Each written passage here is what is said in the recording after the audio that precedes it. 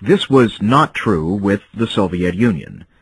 Moscow did not share the same history or political system as Washington or London, and it had its own interests to protect along its borders and in other areas.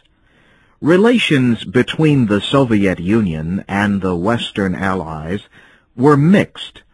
On the one hand, Hitler's invasion deep into the Soviet Union had forced Stalin and other Soviet leaders to make victory their top goal.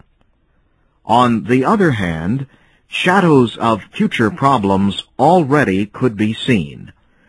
The Soviet Union was making clear its desire to keep political control over Poland, and it was supporting communist fighters in Yugoslavia and Greece.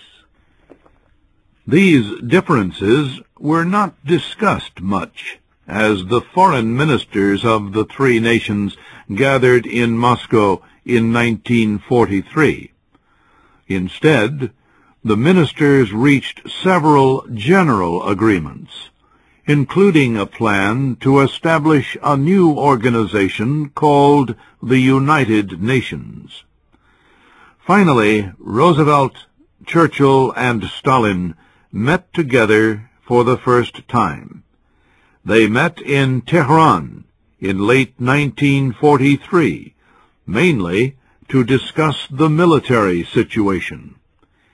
However, the three leaders also considered such political questions as the future of Germany, Eastern Europe, East Asia, and future international organizations.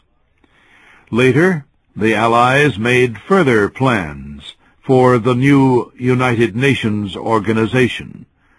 They arranged for new international economic organizations, the World Bank, and the International Monetary Fund.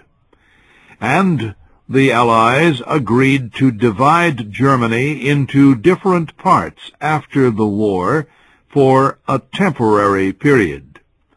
The Soviet Union would occupy the eastern part, while Britain, France, and the United States would occupy the western part.